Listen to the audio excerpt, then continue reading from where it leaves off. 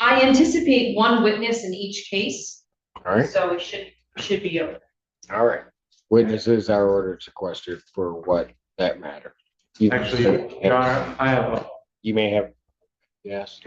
I have an issue. I have been requesting, the last time I was here, requested that the prosecution provide explanation for the undue delay. Your Honor, my advice to Mr. Magoo was that I'd be handling the examination today, so just for purposes of the record, I'm advising you not to make any statements on the record of this.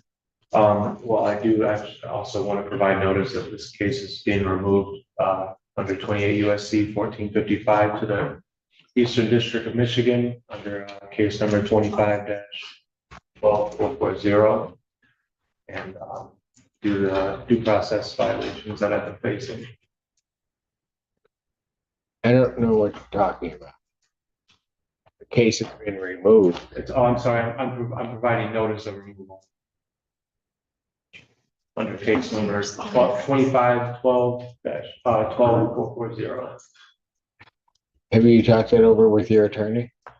I let him know. Your Honor, and my advice was I'm not going to be joining in any collateral motions or actions, and that I would address the case. Are you aware of any motion that seeks to take this case to federal court? I'm not sure how that would even happen. Right, Your Honor. And Mr. Magoo told me that he has been seeking that action, but I informed him that I am not a member of the federal bar and that I would not be joining him in any of those actions. Just providing notice. Okay, I don't know what the notice does, but I'm not, if I don't have something in writing indicating some procedural aspect to it or anything along those lines, the court's not. Can I give this to you now? I would advise against. I don't even know what is. Notice of removal pursuant to 28 USC 1455 criminal. What does that statute read? The criminal proceedings removed to federal court under federal questions involved in this case.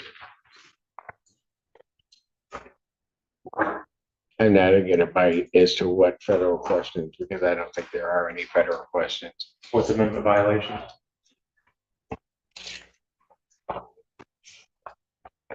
Which adequately a state court could handle if that were an issue. So I don't think there's any need for the court to even deal with that. I don't know that anything's been filed with the federal court regarding that or anything else. Filed under case number 25-12440. District of Michigan. Are we ready to proceed? Defense is ready to proceed, Your Honor. People ready to proceed? Yes, Your Honor. All right. Which case would you? We were talking over each other, I apologize. If it pleases the court, could we start with the OWI matter? That being 0523. I believe that's correct. Yes. That's fine. Start with that one. Thank you. A couple of housekeeping matters. The court is in receipt of the amended complaint, which is just taking present of the felony form. Is that correct? I do have an amended information. I do. Excellent. And Your Honor, I do believe defense is stipulating that the defendant has 3 prior OWI convictions. So stipulated, Your Honor. So there's a step to the priors. There it is, Your Honor. All right. Anything else?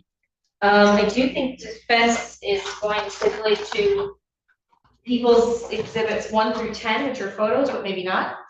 Your Honor, I did have an opportunity to review those and we would so stipulate. And then people's exhibit 11 is a laboratory report. I'm not sure if there'll be a stipulation to that as well. We would so stipulate. I'm sorry. So stipulated, Your Honor. Okay, so exhibits 1 through 11 are stipulated to. Thank you, Your Honor. Therefore admitted. Thank you. I do expect that the officer in charge of the other matter will probably be informed at some point if sequestration order is otherwise enacted and followed. So I will call Paul Corey to the stand. All right. Come forward to be sworn.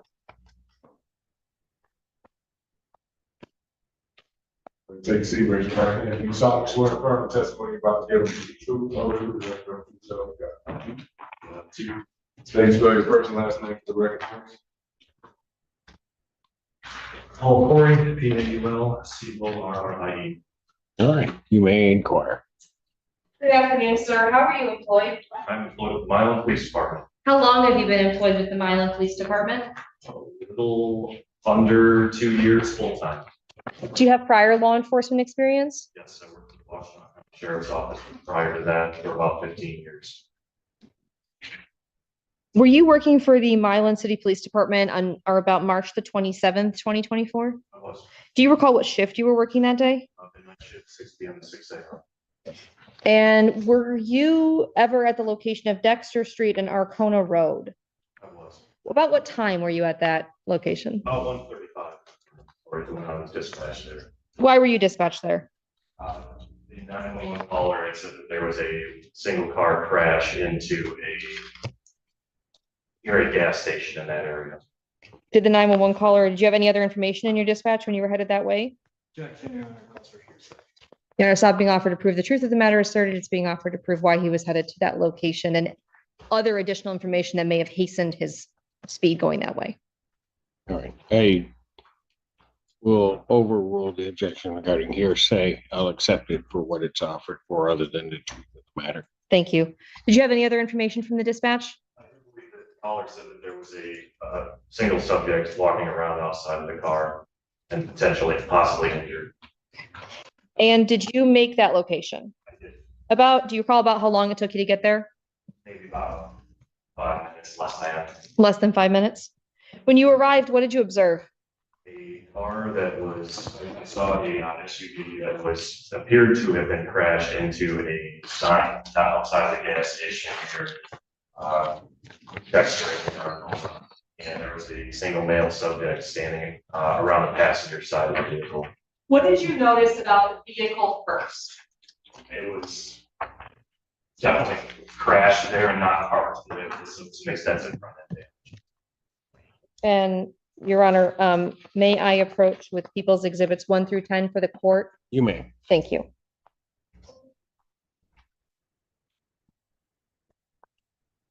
Officer Corey, you took some photographs that evening. Yes, Did you take a photograph of the vehicle as you found it? I did. Actually, more than one, would that be fair to say?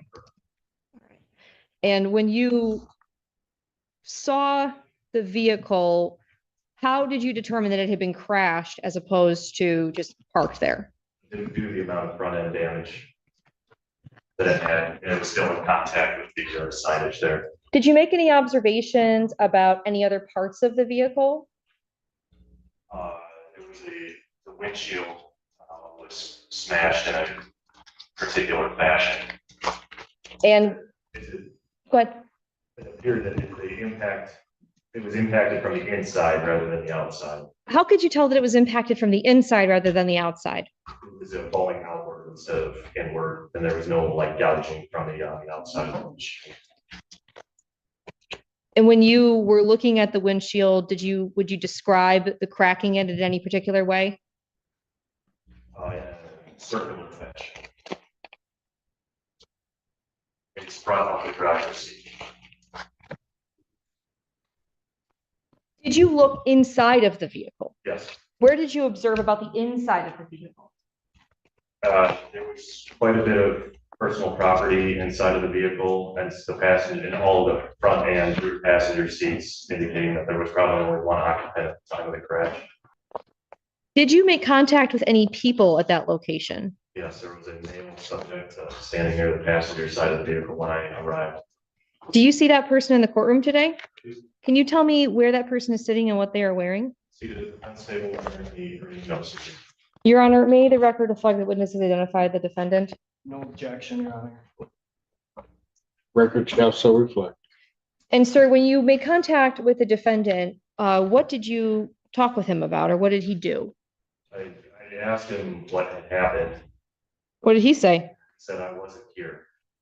What else did you notice about his appearance? He was bleeding from a cut or some type of injury. There was a lot of blood. It was kind of hard to tell where it all was coming from. It appeared it was bleeding from the top of the head. Did you notice anything about his clothing? It was disheveled. and there was blood on it.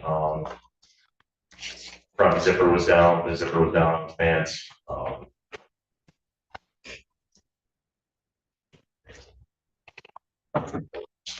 Did you look at the color of his hair? Yes. Based on your observations, did that appear consistent with the color of the hair in the glass inside the car? What happened next? He maintained that he was not driving the vehicle. He could smell the odor of intoxicants coming from him. We called for medical assistance just based on his injuries. And so while they were on the way, asked if he would take a preliminary breath test, which he agreed to. Without getting into the results of the preliminary breath test, did you make a determination about what had happened that evening? It appeared on his face that he was driving the vehicle and it got into a crash. And he may have been intoxicated while he was doing it. Did you place him under arrest for OWI? Not at that time. When did you place him under arrest for OWI? After the ambulance came, it was determined he was going to go to the hospital while he was receiving medical treatment, and I read him his chemical test rights. I advised him he was at that point that he was under arrest. Did he agree to take a test? No. What happened? He refused to take a test. Poor judgment on my part. I did not have him restrained in the hospital bed. Well, I left I believe that his injuries were significant enough that he was not going anywhere. I went out to my car to start preparing a search warrant for his blood, at which point a nurse came out and told me that he had fled the hospital. Did you find him? With some assistance from Washington County Sheriff's Office, yes, I did. Where did you find him? An apartment complex just south of the hospital. Were you able to take him back to the hospital? Yes. And did you complete your search warrant? Yes.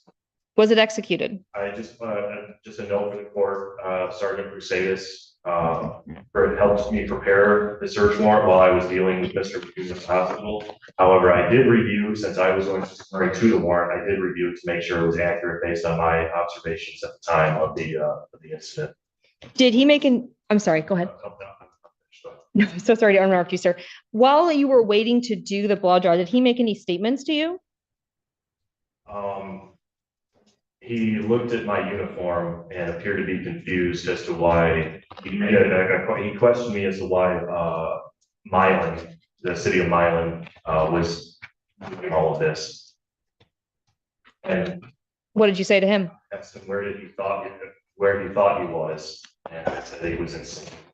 Thought he was insane. Did you ask him to perform standardized field sobriety tests? I did not. Why not? Mainly due to his injuries, and even though he did comply with the request for a TBT, he was generally uncooperative with most things that we were trying to get him to do, or asking questions about what had happened. Then based on the extent of his injuries, we were more concerned about getting the medical attention at that point. In your training and experience with administering standardized field sobriety tests with people who've been in traffic crashes that have injuries, is there any guidance that you've received from NHTSA on that? It can be, especially with what was clearly a head injury that was sustained in a vehicle crash, it could have impacted the results of the standardized field sobriety test. Your Honor, may I approach with People's Exhibit 11, the laboratory report? You may. And Officer Corey, you did receive a laboratory report back in this case? And do you recall what the VAC was? I believe it was 0.127.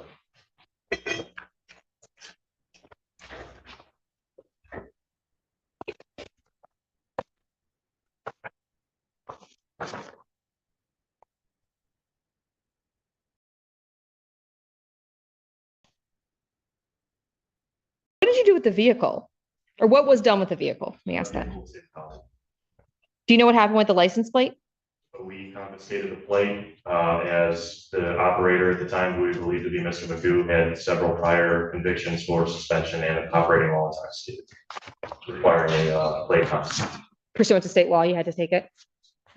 And I may have a moment. May. I do have one question. How much time elapsed between the time you were notified that he had left the hospital and when he was located? Do you know? I believe it was about 40 minutes, Your Honor. 40 minutes? 40, yes, Your Honor. Okay. All right.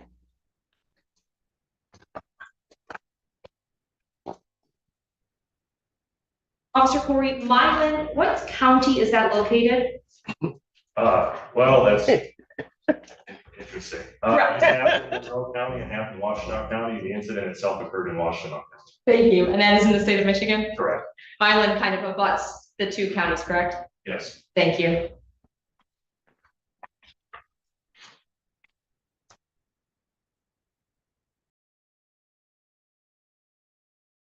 And Your Honor, I pass the witness. All right, cross-examination. Thank you, Your Honor. May I inquire? Afternoon, officer. My name is Alex Warren Green. I represent Mr. Magoo in this case. So you're dispatched for a single vehicle accident, right? Right. And that's at a mobile gas station, and it appears there was an accident from an SUV into the sign, the mobile sign, right? Right. And like you testified on direct examination, there was a 911 call placed, and that person didn't provide a name, did they? They may have, it's something that I didn't end up following up on. So you never talked to the caller, did you? And are you aware if anyone talked to that caller? I am not aware that anyone did. So as soon as you get there, Mr. Magoo is on the passenger side of the vehicle, right? Standing outside, it's on the passenger side. Okay. And that car was not registered to Mr. Magoo, was it? Correct. It was not. And like you testified on direct examination, he had a wound to his head, right? Yes. Bleeding pretty bad. Yes. There was an injury to the front and back of his head, right? There's photographs of an injury to the back of his head, yes. Okay. And the front. And he appeared to be dazed. Yes, it was difficult to say if he was out of it due to the head injury or his level of intoxication, maybe a bit of both. And you didn't conduct the field sobriety test because you were concerned that the head injury you observed might impact the field sobriety test, right? There was a possibility, yes. So you testified on direct examination, you saw the windshield was smashed and you saw blood, right? Correct. There's a chunk of hair in the windshield, right? Yes. You take a picture of that? Yes. Let me backtrack. Sergeant Presides actually took a photograph of it. Okay. And most of the time you're talking to Mr. Magoo, he was wearing a hat. You recall that, right? I don't recall that. You may have been. So it's dark outside, right? And You said a yes, because I don't think we got. oh, Oh, so I'm sorry, Your Honor. It's okay. Yes, it was dark. Okay, go ahead. and there's a significant amount of blood on his face, and it's going into his hair, right? Correct.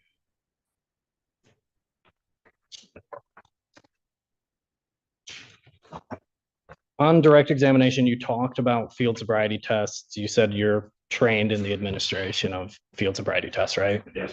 And you forewent the field sobriety tests in this case, but no one asked him at all to perform those field sobriety tests, did they? That's correct. And after this initial interaction, when, you know, the ambulance arrives, he goes to Trinity Ann Arbor Hospital, right? Correct. And did you accompany him in the ambulance or you follow behind? All behind. Okay.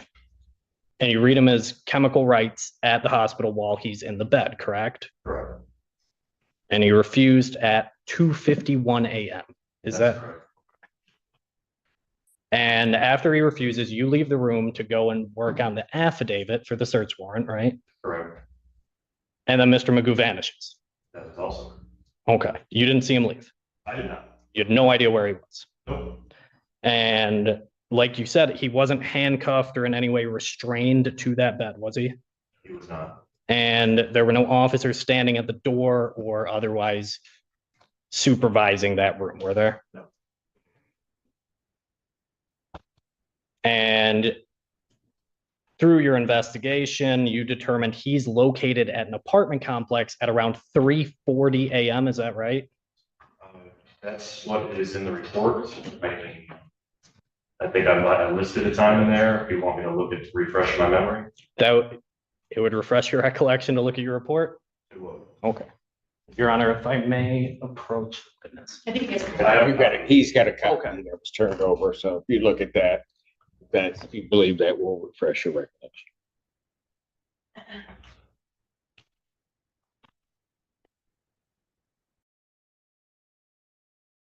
Yes, I did. He was located about 3:40 a.m. Okay. And he's returned to the hospital. The blood draw was completed at 4:28 a.m.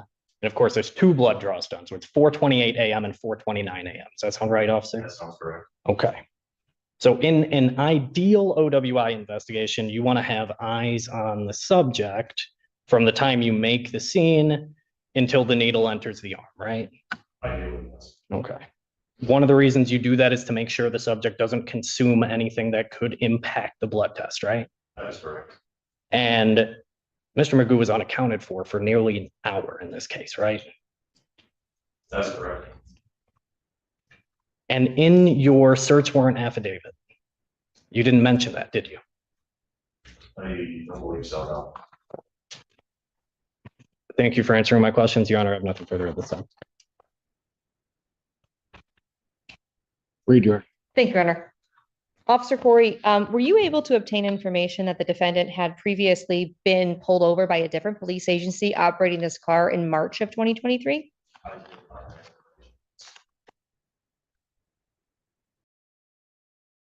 And after he was recovered and brought back to the hospital, did you have two deputies stand by with him and handcuff him to the gurney?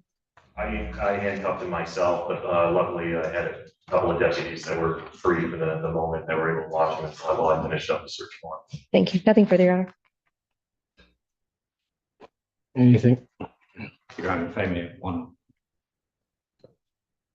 May want to mute your microphone.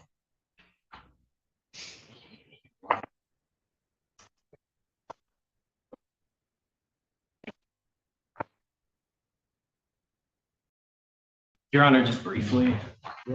Thank you. Officer, Oh, and can I just ask one other question before you, and I'll let you ask your of question. course, Your Honor. The PT, if there's, Alex muted. okay, the PBT, are people going to seek admission of that if defense is challenging the results Yes, Your Honor. pursuant to the statute? Correct. And Your Honor, I understand that the people could rebut that kind of challenge. I'm not sure that we have gotten to that point yet. The case law. Well, I just want to make sure that if there is going to be a challenge to the results, that under the statute, my understanding is, although these aren't entirely the circumstance under which it happens, but it seems to me an analysis could be made that the PBT would then become admissible. Just so that defense counsel is aware, but you may inquire. Thank you, Your Honor. I appreciate it.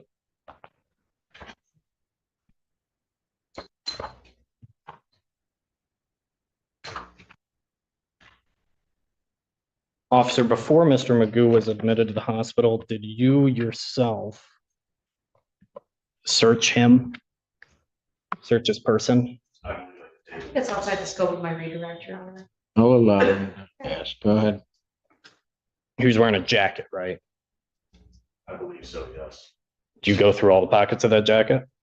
I normally would, yes. I believe I did. Okay.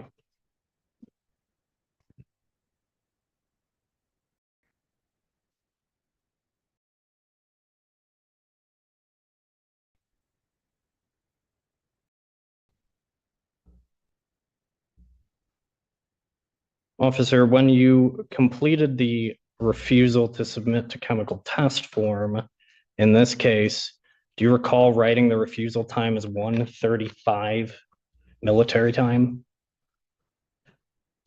No, I don't recall that. Would it refresh your recollection to look at the refusal to submit the chemical test form you completed? I think Yes.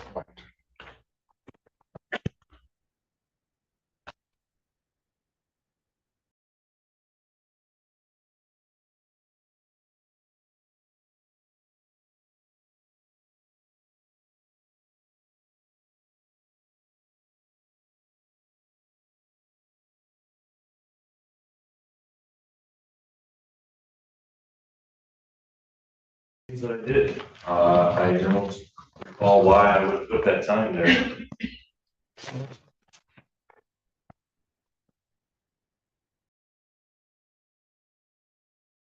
Well, again, officer, thank you for answering my questions. Your Honor, I have nothing further at this time.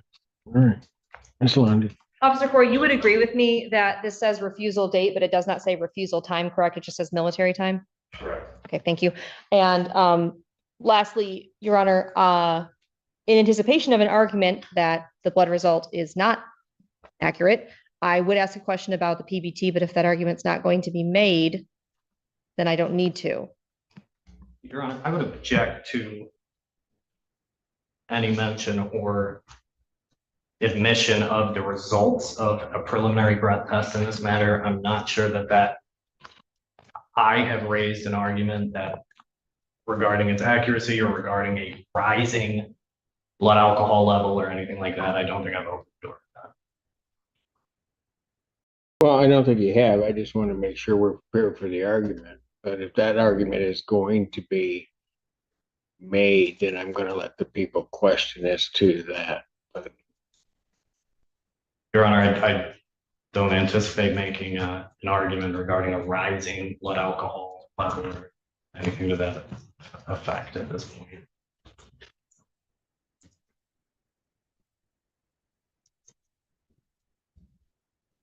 well, but are you going to make the argument that the blood alcohol result at the time of the test,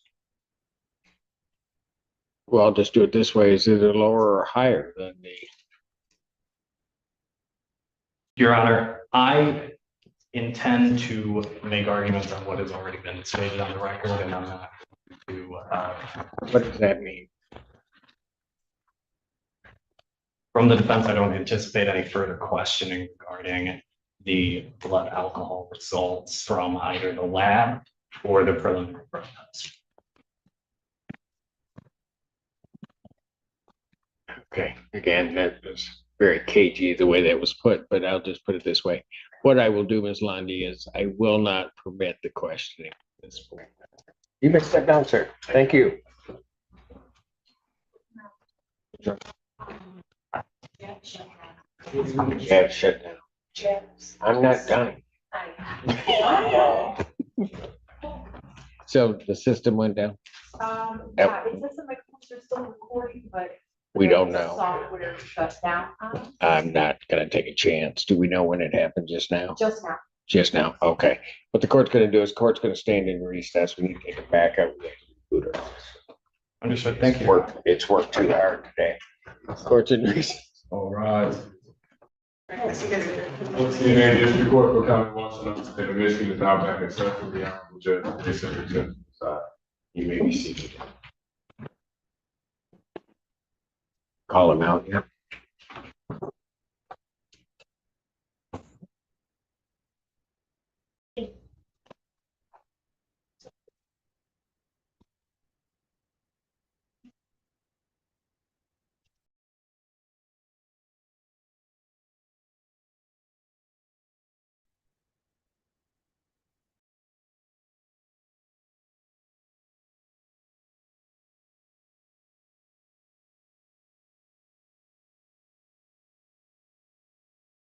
Fear of angering anybody.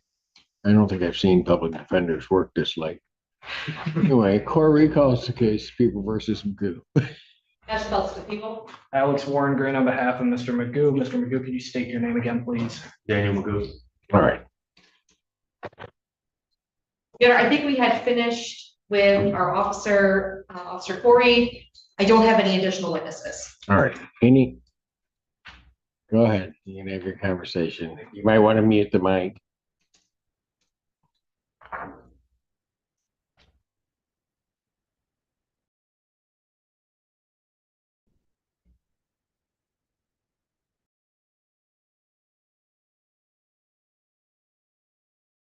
Your Honor, no witnesses from the defense.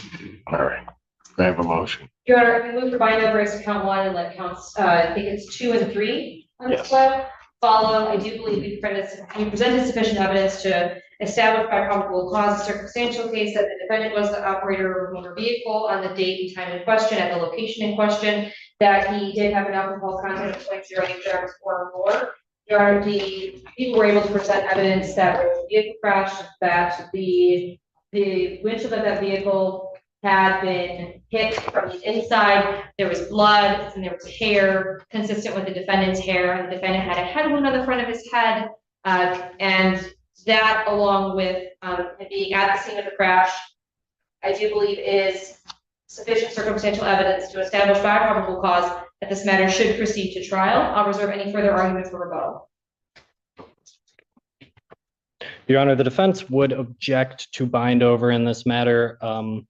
In making the bind over decision, we'd ask the court to consider the lack of direct evidence linking Mr. Magoo to operating that vehicle. Your Honor, I have nothing further at this time. For the record, we are objecting to bind over. I think there is certainly, when one looks at the exhibits, particularly exhibits 1, 2, 3, are the vehicle in which the defendant is around, which has crashed into a pole, and that the pole, quite frankly, did not give way much. And then what also would establish then there's a second piece of establishing the defendant was operating that vehicle, or People's Exhibits 4, specifically 4, which is clear indication of the spider webbing, and what Officer Corey testified to are the damage to the windshield, the circular damage above the driver's side, to the window, as indicated, a circular pattern, not or similar to certainly what this court has seen over the years of individuals who are unrestrained in vehicles who are then involved in a crash, alcohol related or not, where their head strikes the windshield. And then exhibits 7, 8, 9, and then also 10 that show blood and also injuries to the cranial area or the head area of the defendant, along also with Officer Corey's testimony regarding the hair, although not analyzed, but certainly the color, texture, hair, his observations regarding the hair that is in the windshield, all certainly point to and would give rise to probable cause that the defendant was operating that motor vehicle at the time of that crash. Additionally, then there is testimony regarding blood test results, which then occurred at the hospital later that day, indicating a blood alcohol content of 0.127, which, absent anything else, could be used to presume that that was his blood alcohol content at the time of the operation of the motor vehicle. So that the record is clear, even to the extent the defendant's unlawful escape from custody at the time from the hospital may go to the weight to be given to that blood alcohol result, but does not negate that blood alcohol result. The court is sufficiently satisfied that people have sustained their burden of showing by probable cause that the defendant did operate a motor vehicle under the influence of alcohol or intoxicants. So therefore, for those reasons, the court would bind the defendant over on count one with the stipulations to the previous convictions of the defendant with counts 2 and 3 following. Your Honor, do you want to proceed on the arraignment? Yes, let's just do that now. We would waive formal reading of the information, stand mute. Defendant having waived formal reading, standing mute, court will enter not guilty plea as to all 3 counts. Pretrial in this case will be October 9th at 1:30 with Judge Slay. October 9th, 2025, 1:30 before Judge Slay.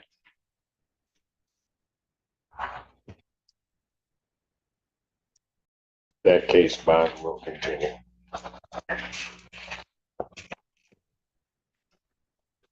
May I find information, Your Honor? Yes, you may. Have her exhibits back. Oh, you had an extra that you. I had extra information. That's fine. Court also now calls the case of People versus Daniel Magoo. That's case 25F30979. As well as for the people. Alex Warren Green on behalf of Mr. Magoo. Mr. Magoo, could you please state your name for the court? Daniel Magoo. All right. Ready to proceed on this case? We are, Your Honor. Prior to beginning, I will inform the court, I did inform defense counsel, I do intend to, if the proofs bear it out, to add a count of procedural obstruction officer. And I believe defense counsel is aware of that. That would be contrary to 75081D as in dog 1. Okay. Right. And Your Honor, to also provide notice of this, notice of removal pursuant to 28 U.S.C. 1455. This case has also been removed to the United States District Court of Eastern District of Michigan under case number 25-12441 for Fourth Amendment violations along with others. This court has no knowledge, as I last case, of any removal, has not been notified of removal, and so has not been presented anything with removal, nor anything presented which would show a procedure in which the state action would be removed to federal court. So for those reasons, while you want to say it all the time on the record, That's it. to the extent it's a motion of any type, that's denied. You may call your first witness. Thank you, Your Honor. People call Colin Cheney. Sir, please come forward and be sworn.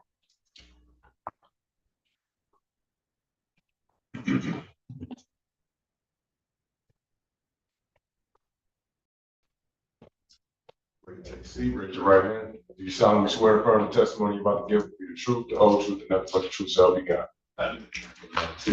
State to your first and last name for the record, please. Colin Cheney, COLLINCHENEY. All right, you may inquire. Thank you, Your Honor. Sir, how are you employed? Michigan State Police is a trooper, How long have you been employed as a trooper with Michigan State Police? about 2.5 years. Do you have any prior law enforcement experience before you were a trooper? I do not. Were you so employed on or about July the 3rd, 2025? What were you working that day? That was road patrol. And where were you road patrol at? Washington. Do you recall what part of Washtenaw County you were doing road patrol at about 7:45 in the morning?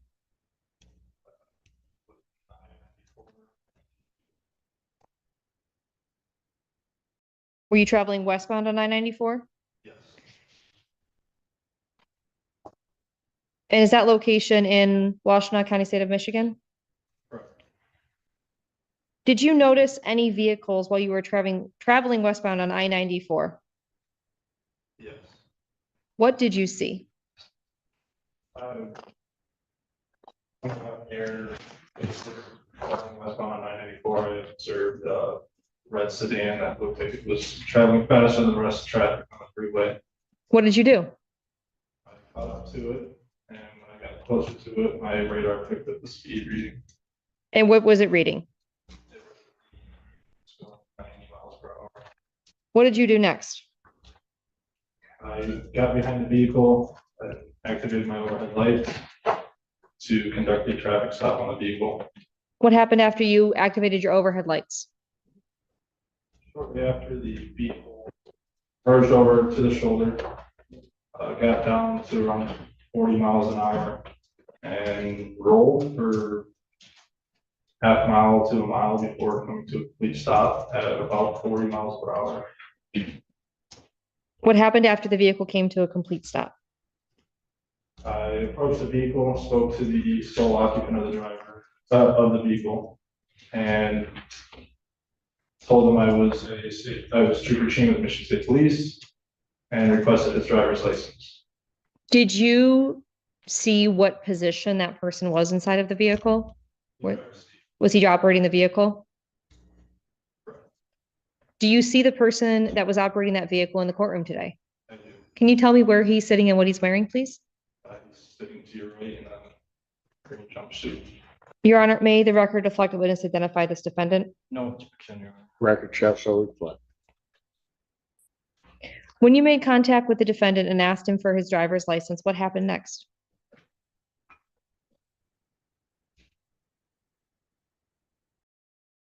Did he say anything to you? He did. What did he say to you? I don't exactly recall what it was that he said, but somewhere early on, he advised me that I did not have the right to stop him. And actually, right after I asked for his driver's license, he asked what my reason for the stop was. What did you say? I told him that I observed him on my radar. I observed his speed on my radar that was over the speed limit. What happened after you told him that? I requested his driver's license again. Did he give it to you? He did not. What happened after he didn't give you the driver's license? He stated that I did not have the right to stop him because he was traveling in a private capacity and not a commercial capacity. What did you do? I advised him that he is required to provide a driver's license at the request of a peace officer. Did he provide you a driver's license? He did not. Did you observe anything about the vehicle's license plate? The vehicle's license plate did not look familiar to me. I had not had a chance to actually run the plate. Okay. So while you're at the side of the car and you're speaking with him, are you continuing to request his driver's license? Multiple times. Is he ever providing it to you? No. How long do you think, well, I want to ask that question. As this is going on, what are you doing? While I'm speaking with him, I requested for back because he's not being very compliant. You asked for what? Backup. Backup? Okay. At some point, did you return back to your vehicle? I did. And what did you do when you got back there? I attempted to run the plate. Did not seem that the plate existed. Essentially, What did you notice about the plate once you were able to examine it? it was not registered to any specific state. Do you recall what it said on it? It's a diplomat on the top, non-expiring on the bottom, and I believe it's a non-commercial. Were you ever able to get any information about the vehicle? Not on the plate. How did you get information? I read the VIN of the vehicle. Were you able to find current registration for the vehicle when you ran the VIN? I did not. Did you request that the defendant continue to provide you his driver's license throughout your interactions with him?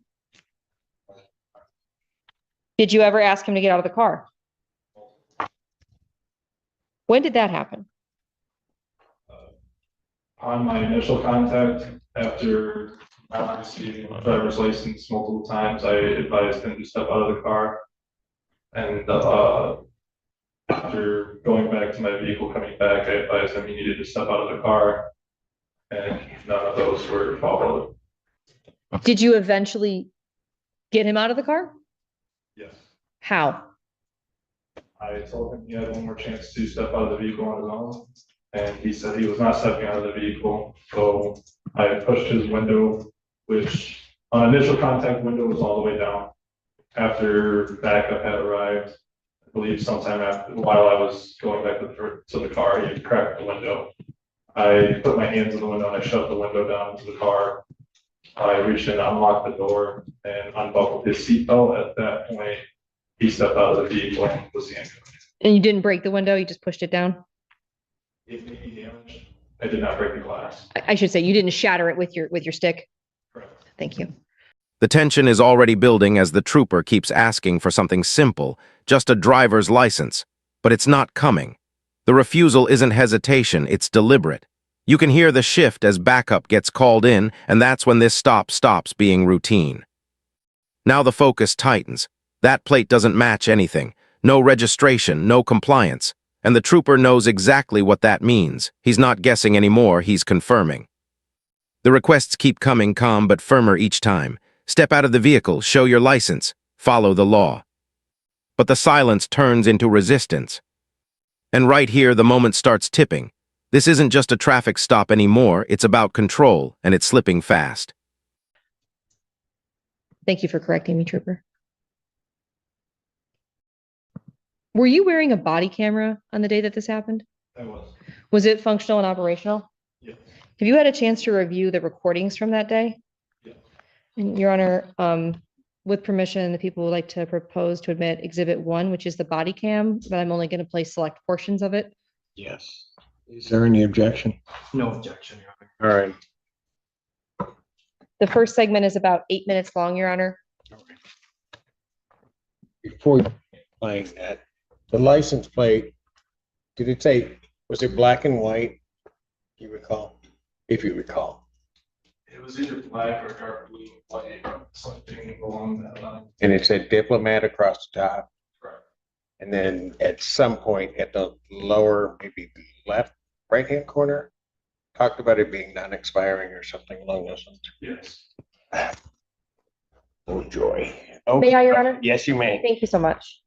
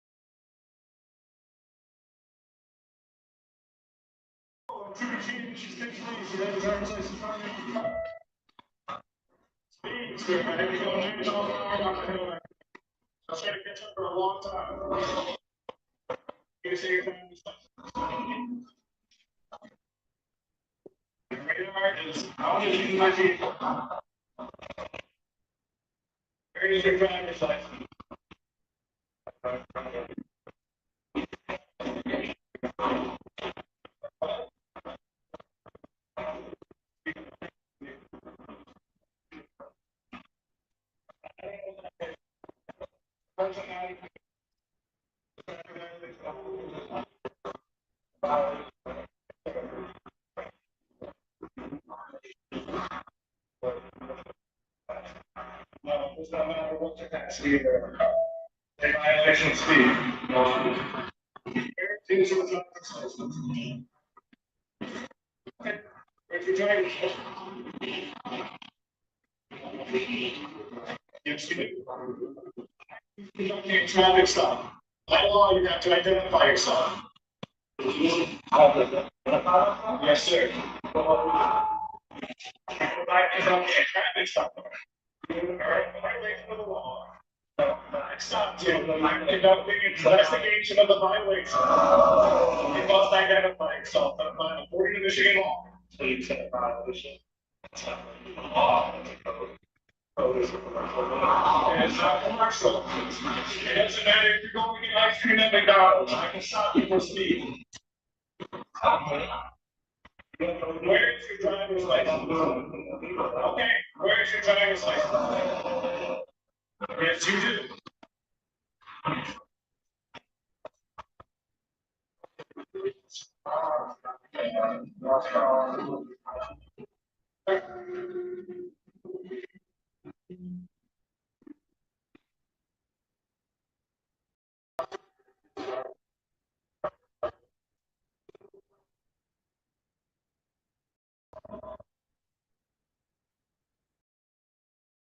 Where's your driver's license? I'm not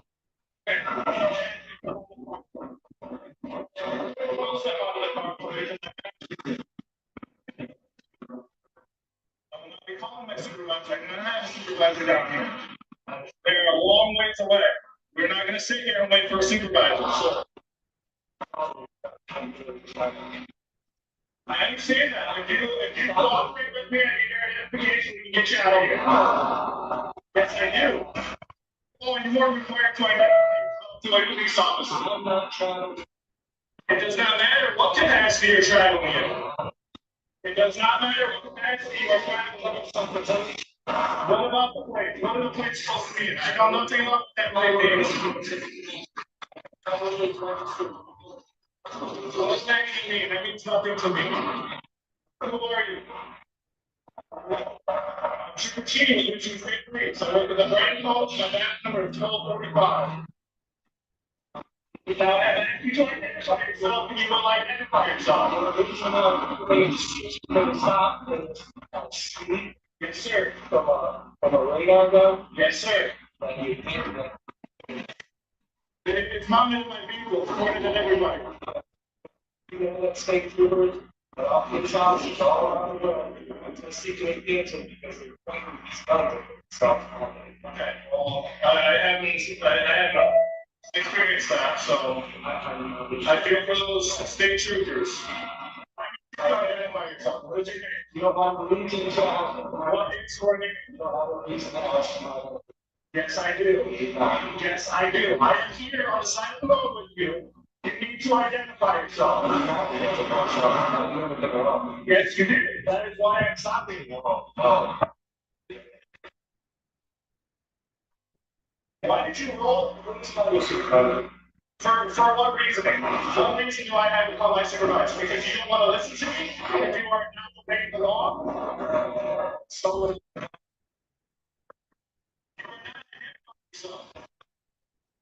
you identify yourself. Go to the dog test. Let me see the dog test. Let's see.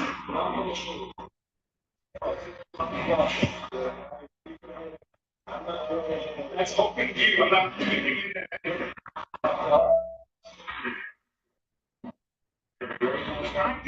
Now. Identification now. You step up the page. Yes, you have. That's why I'm stopping. Okay. Do you want to say anything? You are escalating the situation. You need to identify yourself to me. I'm not going to argue with you anymore. You will step out of this meeting. You will identify yourself. I ask you to cooperate with that defense that you have on the road. It's Trooper Chief. I accept that. Badge number 1245. Why am I calling my supervisor? I'm not going to tell him. Let's have you call him right now. You're not going to tell my supervisor. See my nation. 90 miles an hour on the freeway. Mark 70. I don't know who you are. You are. You will identify yourself to me. Identify yourself. Take your name. What's your name? Do not leave.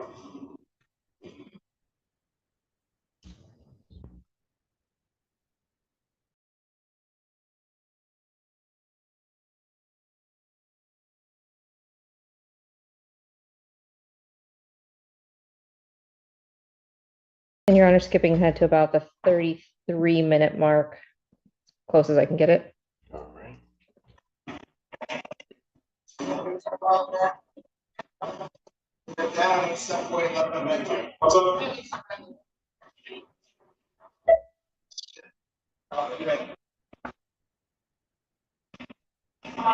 What's going on? Okay, the criminal?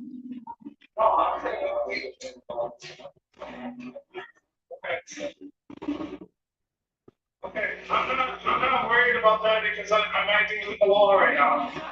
People are not acting with the law. One more chance to step out of the car on your own. You don't get one right now.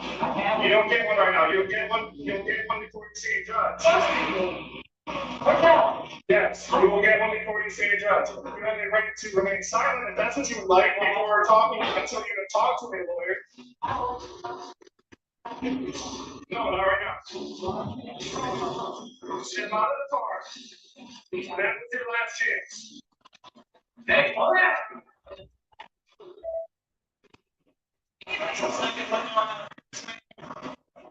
Alright. Put your phone down. I'm not step out of the car. Try and fix your vehicle. He said I can keep my phone. Oh, put your phone down. Leave it recording. Stay here.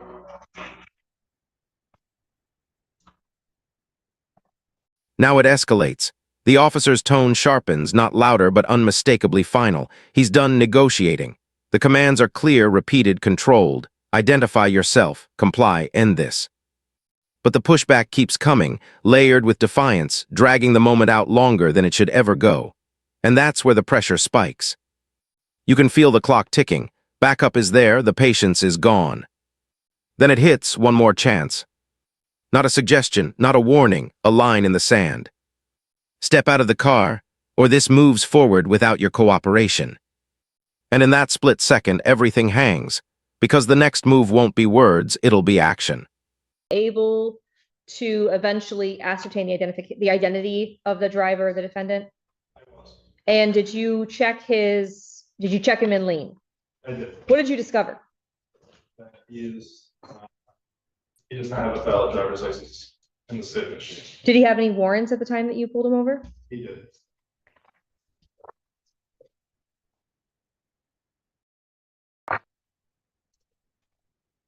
To correct myself, he didn't have a valid driver's license at all that I saw right. Not at all. Okay, thank you. After you arrested the defendant, what happened next? I asked him if he had any reason that he needed to go to the hospital for. He advised that he had rapid heartbeat. Did you go to the hospital? We went to Chelsea Hospital. The Trinity Health in Chelsea? Is that right? Or Chelsea Hospital? Just Chelsea Hospital. Okay. And after, was he cleared by medical staff and taken to the jail? After receiving medical assistance at Chelsea Hospital, we moved to Washington County Jail. May I have a moment, Your Honor? Just so that I'm clear, he told you he had rapid heartbeat. You took him to the hospital, he refused medical treatment.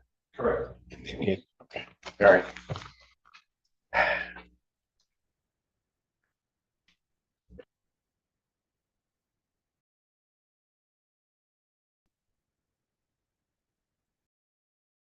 I'll pass the witness. Cross-examination. Your Honor, before I begin, may I very briefly confer with opposing counsel? Okay. Good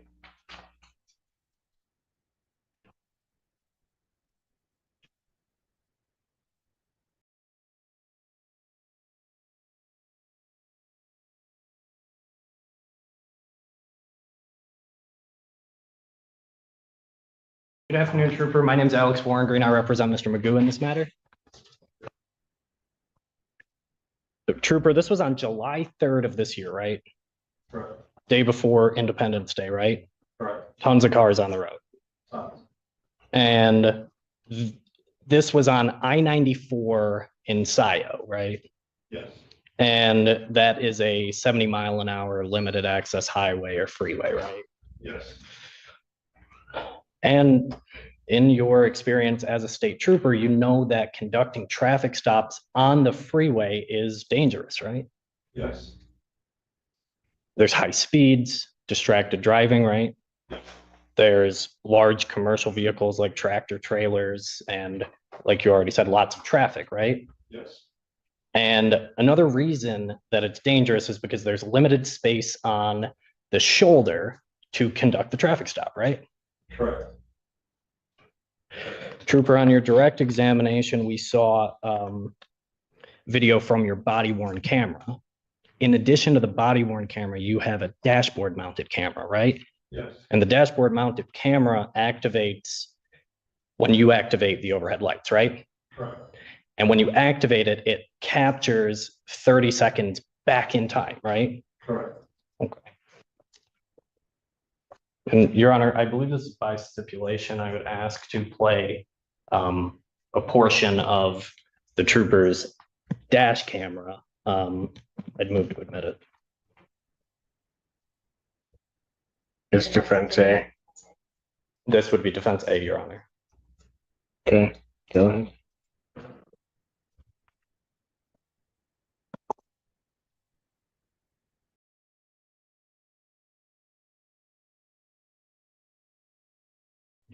Well, at least for the duration of the traffic stop, he didn't put it back into motion, did he?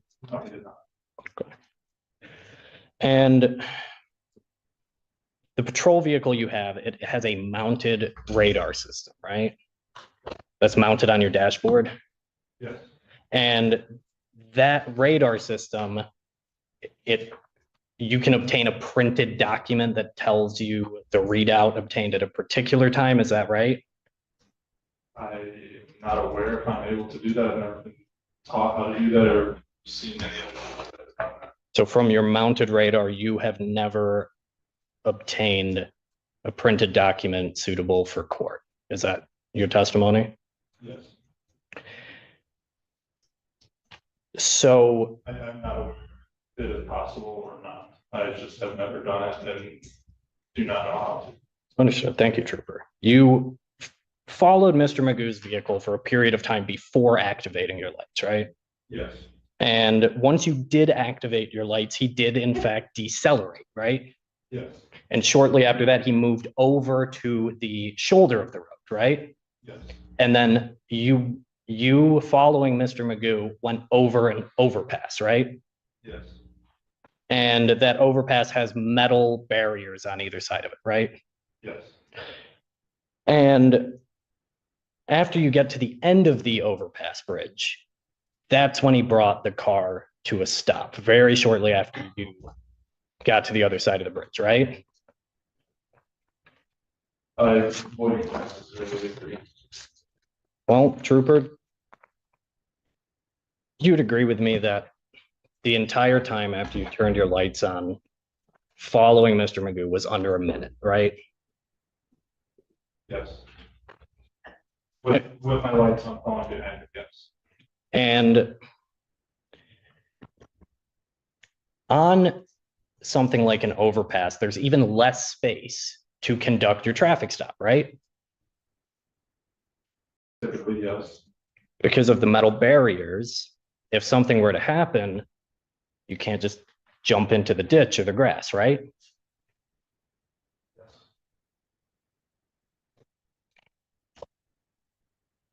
So after you're stationary, Mr. Magoo's stationary, you walk up to the window, right? Yes. And you two have a discussion, right? Yes. And Mr. Magoo didn't hit the gas pedal, did he? No. He didn't open the door and start running down the freeway, did he? No. He didn't take a swing on you or any other officers that responded, did he? No. He didn't reach for anything on your utility belt, right?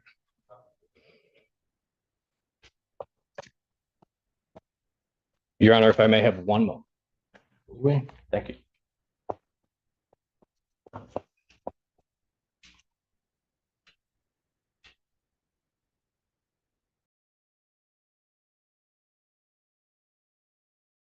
Trooper, the reason for this traffic stop wasn't because of a license plate, was it? Not at the time. And the reason for initiating the traffic stop wasn't because of an invalid or expired license, was it? it was for speed, right? Yes. So at the time you initiated this traffic stop, you hadn't witnessed any crime occur in your presence. Would you agree with me? Speed violation, I did not. Thank you for answering my questions, Your Honor. I have nothing further at this time. Any redirect? Trooper Cheney, if you recall, what did the defendant tell you he was doing when he was driving on the shoulder and not pulling over and stopping for you? He advised he was emailing his summons for a trial that he has against prosecutors and magistrates. Thank you. Nothing further. Your Honor, very briefly on that. Yeah, go ahead. That opened up a whole bunch of stuff. Go on. Thank you, Your Honor. Trooper, on behalf of Mr. Magoo,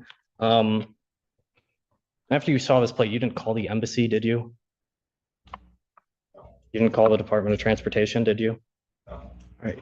Your Honor, I have nothing further at this time. No redirect. Thank you, Your Honor. Your excuse. Trooper, you may step down. Thank you, sir. No objection. It's witnesses. Your Honor, at this time, we will move to add count 6, assaulting, resisting, or obstructing a police officer for Trooper Colin. And I have no additional, contrary to 5081D1, I have no additional witnesses at this time. The defense calls no witnesses, Your Honor. All right. And response to their motion to bind over. Thank you, Your Honor. The defense would object to bind over in this particular case. Your Honor, the court has seen the video. We are asking the court to consider the evidence here. Our position is that it is insufficient even at a probable cause standard. The video, the dash camera specifically showed that after the troopers' overhead lights went on, Mr. Magoo did make an effort to decelerate. He moved over. After they went across the overpass bridge, he did bring his car to a stop. Your Honor, he didn't need to be physically extracted from that vehicle. He did get out. He got arrested without incident. For the record, Your Honor, we would be objecting to bind over. Go ahead. Your Honor, I do believe we have laid more than sufficient evidence to sustain both felony counts that have been presented today. Furthermore, Your Honor, the people will note the extreme restraint that the trooper showed while dealing with the defendant and not escalating the situation, continuing to try to resolve it as peacefully as possible. I think the court saw in People's 1, the 33 mark where the court could clearly see Lieutenant Kratzenberg, and there were 2 other officers from Chelsea PD as well as an additional trooper who had all come to the scene to help. I do believe we have presented sufficient evidence for at least what we have. And I do think there's an argument that there's more than one resisting and obstructing based on what's been presented today for the 2 different interactions that were shown. But I've added the 1. I have nothing further. Thank you, Your Honor. Court, after hearing the testimony in the case, would agree with the people that there's sufficient evidence to show that the defendant committed the offense of fleeing and eluding 4th degree. And I think it should be clear that the driver's obligation is to hold their vehicle over when those overheads go on behind them. He did not really do that. Prior to getting what's left out of the defendant's argument is he's traveling quite a ways prior to him even getting to that overpass. There are other places, if the argument's being made, that he couldn't have safely pulled over. When you truly look at it, there are other places that he could have pulled over, could have done so safely.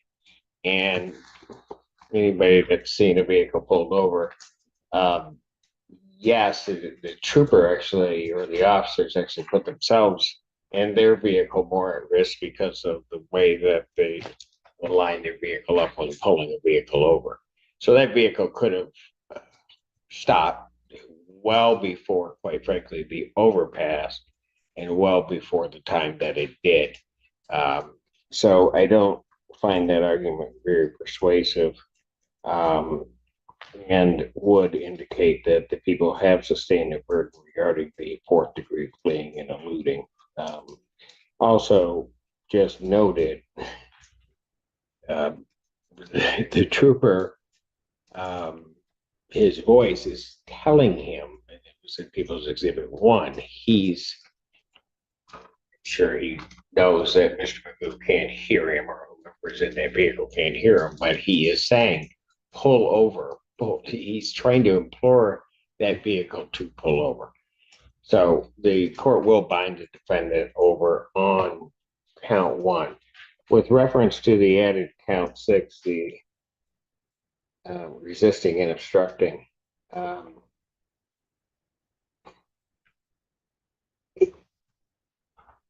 I think it goes without being said that the restraint that this trooper showed was amazing. Probably one of the reasons I'm not a police officer. I don't think I could have shown that much restraint on the side of that road.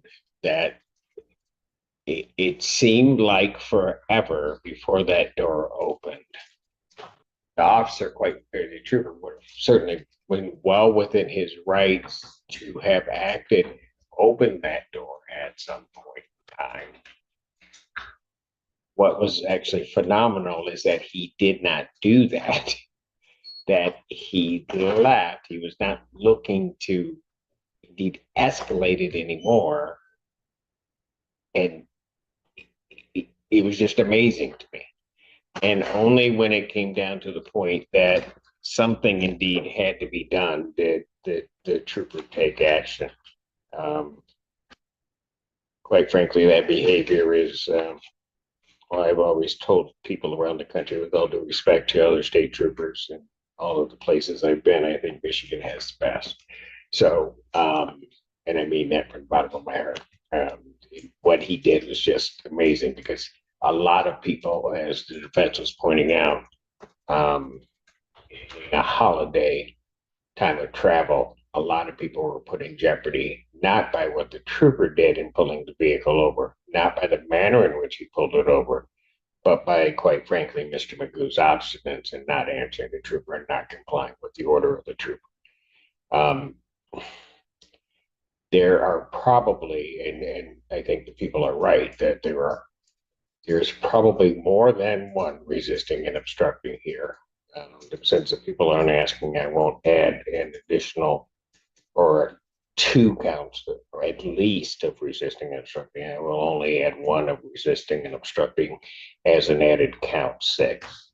So defendant, so the record is clear, is bound over to stand trial on counts 1 and 6, those being the felony, with counts 2, 3. Yes, it's 2, 3, and 4 and 5 following as misdemeanors. Your Honor, with respect to the Circuit Court of Raymond, we acknowledge receipt of the information, waive its reading, and stand mute. Defendant having waived formal reading, standing mute. Court will enter a not guilty plea as to all 6 counts. Pre-trial in this matter will be October 9th at 1:30 with Judge Slay. October 9th, 2025, 1:30. Judge Slay. Governor, I can have an amended information over by about noon tomorrow, adding that count 6. And of course, we don't have them prepared right now. That's fine. You Thank you. can put that up there. Bond will continue. Thank you.